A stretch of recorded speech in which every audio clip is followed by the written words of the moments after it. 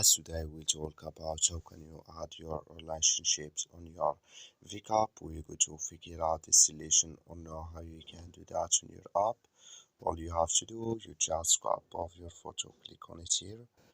So then it's going to take you to your profile. Then all you have to do, just go above this sign, click on it.